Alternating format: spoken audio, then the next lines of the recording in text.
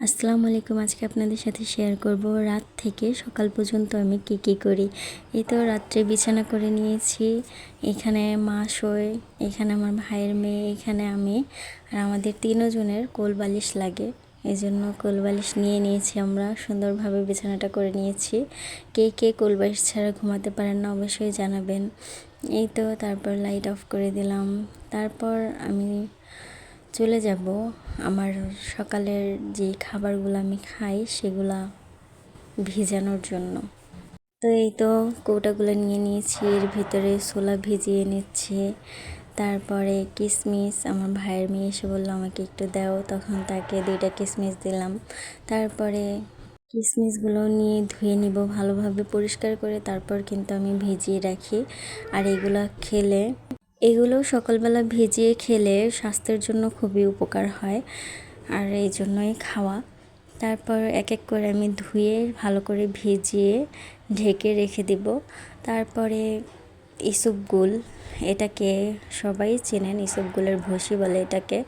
আর এটাও স্বাস্থ্যের জন্য ভালো, যাদের শরীর করা থাকে তাদের জন্য ভালো। প্রস্রাবে ইনফেকশন থাকলে ওইটার জন্য উপকার হয়।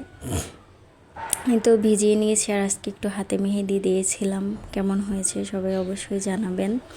এই তো তারপর মাথায় শ্যাম্পু করেছি, তেল দিয়ে নিব। তেলটাও শেষ হয়ে গেছে, আর একটুখানি তেল আছে।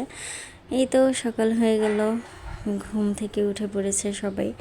তারপর আমি এখন বিছানা গুছিয়ে নিব। বালিশগুলো আপনার ওয়ার্ড্রোপের ভিতরে বেশি বালিশগুলো রেখে দিব, আর একটা বালিশ রাখবো বিছানায়, আর কোল বালিশগুলো বিছানায় রাখবো। তো এক এক করে বালিশগুলো আমি রেখে দিচ্ছি। তারপর আস্তে আস্তে বিছানাটাও গুছিয়ে নিব। আর আমার ভিডিও আপনাদের কাছে কেমন লাগে অবশ্যই জানাবেন। আমার চ্যানেলটিকে সাবস্ক্রাইব করে আমার পাশে থাকবেন। এই তো বিছানাটা গুছিয়ে নিচ্ছি, পর্দাগুলো সরিয়ে দিলাম। আর আজকে কি পরিমাণে গরম পড়েছে, যেমন রোদ তেমন গরম। দেখেন কতটা রোদের আলো আসছে আমাদের বিছানার উপর। এই তো বিছানাটা গুছিয়ে নিয়েছি। বিছানার ফুলগুলো মনে হচ্ছে পুরো ফুটন্ত ফুল। তারপর আমি ব্রাশ করে নিব। এই তো ব্রাশ নিয়ে নিয়েছি। ব্রাশ করা শেষ হলে এখন আমি খেয়ে নেব সেই ছোলা ভিজানো পানি। ছোলাটা আমি সিদ্ধ করে নিয়েছি, আর খেজুর নিয়েছি কয়েকটা। আর খেজুরও সকালে খালি পেটে খেলে ভালো হয়, তাই খেজুরও খাই আমি। তারপর ছোলার পানিটা খেয়ে নিলাম। তারপরে ইসবগুলের আর ওই কিশমিশের ভিজানো পানিটা আমি খেয়ে নেব। তো তারপর এক এক করে সবগুলো আমি খেয়ে নিব ভালো করে গুলিয়ে নিই। ইসবগুলটা সারা রাত ভিজে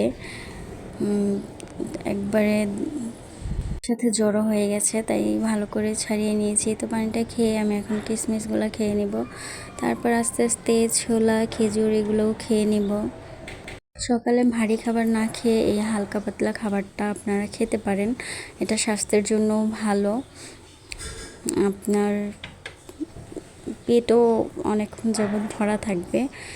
তো আমার ভিডিও আপনাদের কাছে কেমন লাগে অবশ্যই জানাবেন, আর সবাই চেষ্টা করবেন একটু স্বাস্থ্যকর খাবার খাওয়ার জন্য। আল্লাহ হাফেজ।